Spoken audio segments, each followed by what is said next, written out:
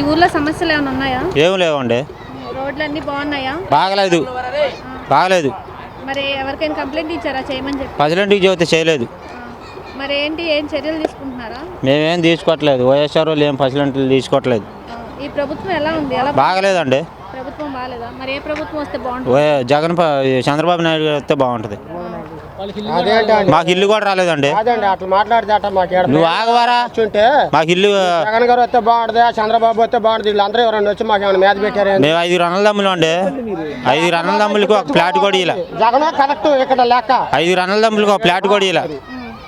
మేము ఎమ్మెల్యే గారిని అడిగితే ఒక ఫ్లాట్ కూడా ఇలా. మాకు ఎమ్మెల్యే గారిని అడిగితే సచివాలయంలో ఏమన్నాడు? ఎమ్మెల్యే గారు తప్పలేదు. ఈడు దాగిపో వాడంతా ఈడంతా అంటే అందరికి ఏమన్నాడు జగన్ గారు? మరి మాకు నువ్వు తీసుకోవడం చేత కాల. 5 అన్నదమ్ములకి మాకు ఒకరికి ఇలా అడిగితే ఈ మాట ఏ రకంగా వద్ది? ఏమన్నా 5 మాకు 2 పేర్లు ఏంటి? లేదా ఒక పేరు ఏంటని అడుక్కోవాలి సమృద్ధిగా. నువ్వు చంద్రబాబు గారు వస్తే బాగుంటుంది, జగన్ గారు వస్తే జగన్ గారు బాబు నీకేం తప్పు చేశారు? అమౌంట్ రావట్లేదా? నా 18 సంవత్సరాలు డబ్బులు రావట్లేదా? 20 సంవత్సరాలు డబ్బులు రావట్లేదా? ఏం తక్కువ అవుతుందండి నీకు?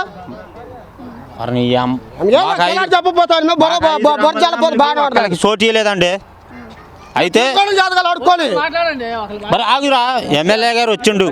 వస్తే 5 అన్నదమ్ములకి ఒక్కరికి చోటీ లేదు, ఎందుకు లేదని చెప్పి వాలంటీర్ని అడిగితే ఎందుకు లేదని చెప్పి వాళ్ళ మేము గోల పెట్టుకుంటే నువ్వు ఎందుకు లేదురా అన్నాడు. 2 ఆధార్ కార్డులు రేషన్ కార్డులు ఉన్నాయి. రేషన్ కార్డులు ఉంటూ వాళ్ళిద్దరు రేషన్ కార్డులు మేము ఎందుకు ఇవ్వలేదు అన్నాడు. ఇవ్వలేదంటే మాకు తప్పు అయిందండి అని చెప్పి చెప్పారు. అది జరిగింది. అదే అండి.